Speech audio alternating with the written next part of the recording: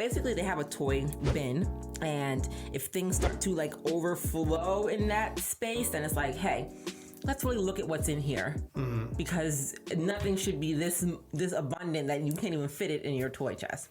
Yeah. So that's kind of, the thought process we have. I mean, I think when we first started doing it was difficult, but I think at this point, they don't even complain about it. They're like, oh yeah, I guess I don't really use that, or another kid could use this, sure. And it could be because they know there's something else coming behind it at some point. Well, this is what I think it is. I think psychologically our kids know that they're loved, so they don't need these things. It really comes down to a kid who is not loved, or a kid who is neglected, and it's visibly so. Like I was neglected. I love my toys because I felt that was part of a connection that I had to love.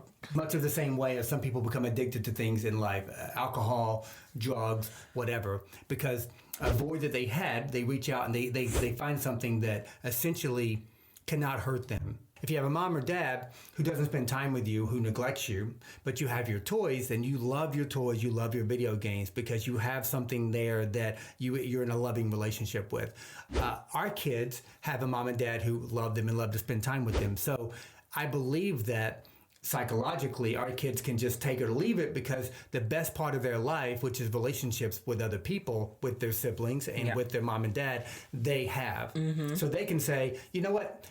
Sure, they're kind of spoiled, but they also know that we're going to make them laugh and enjoy time with them and do fun things with them. So it's not a void or a neglect. Whereas other maybe parents who might neglect their kids try to take away that Nerf football or that Game Boy or whatever it is from that child, and you're going to have a problem, because that child is just thinking about all the times that they're lonely and they're playing with this thing to placate the loneliness. Yeah. So that is a big deal that we need to address when talking about kids being spoiled, our kids, other kids, whatever. It's what's going on in the home life. If you have great relationships with your parents or your family, then nobody needs a toy. I can see that angle. You see? Yeah, I can see that. Yeah. Spoiling is not just material things. There's a spoiling of a kid having too much accessibility to the mom and dad, like listening to personal conversations or being privy to maybe things that they don't need to know, or maybe they do need to know. When I was growing up, it's like, you go into the other room when your mom and dad are talking. You go into the other room when your family's talking, and you be quiet. Yeah. And I felt that was about, it's dismissive and disrespectful. There's some things you shouldn't hear, but at some point, our kids are curious about the business that they're part of, so we open up to them. But you can spoil, I think, your kids outside of just buying them things. Well, for sure, and I think that sometimes it's not even just you shouldn't hear it, like it's too mature or anything like that. Sometimes it's just you don't understand that this is a conversation that we're having that should stay here. Like, you should not go and say something to anybody else about this conversation. Right. And that's a line kids just don't have. So that is why sometimes I'm like, hey, you got to mind your business. It's not because I think they can't hear it or handle it. It's because I don't want you to go open your mouth 5 minutes later, because that's how kids are. Yeah.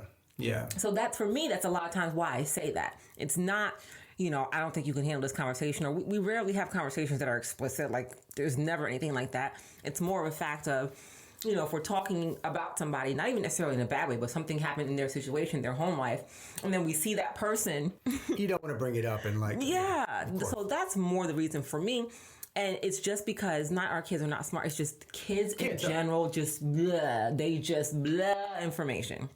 Well, sometimes we forget that, kids, even Alexis or 7, they can communicate on an adult level, but they still got 7-year-old minds. They're very much... They're going to run into somebody and they're just going to say something about, when Dad says your name, he just goes, Exactly. Like they're, we shouldn't have said that. That's, Exactly. So, and I've had to have that conversation with them, a couple of times. I have to say, listen, like, why would you say that to that person? Right. Like, you got to understand, like, certain things you just don't say. You got to understand that adults want to talk behind other people's back. We're going to talk crap about people, and that's it. But like I said, it's not even just that. Like, it's like they're going through a divorce or what, just certain things. Yeah. It's not like we're talking crap, but we're having a conversation. And it's like, I don't want you to not even, they might not even say it to the parent, but let's say they're hanging out with a kid whose parents are going through divorce we know about, we're talking about, or whatever it is. Then we go hang out with those kids. Like, I don't want you to be like, so how are your mom and dad going to figure out where you guys go for Christmas? You know, like, oh. Yeah, exactly. So kids can be spoiled with material things, but kids can be spoiled by just having too much information, by being too available around.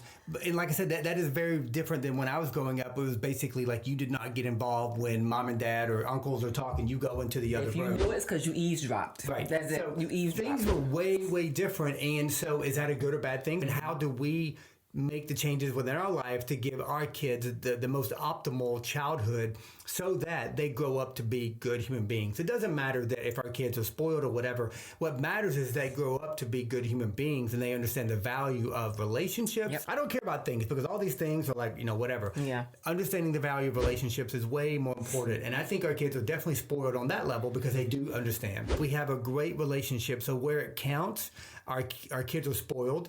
And where it maybe doesn't count, our kids are a little bit spoiled because I buy them too much stuff. But then equally, I get upset at them because they abuse it or it's too loud and I throw it away or whatever. So I might have work there to do, which is fine with me because I'd rather have that problem. Yeah. So I want to tell you, as you said that with kids being spoiled with accessibility to their parents, one of the things that I personally am like, I don't want to say working on, but being conscious of is just leaving.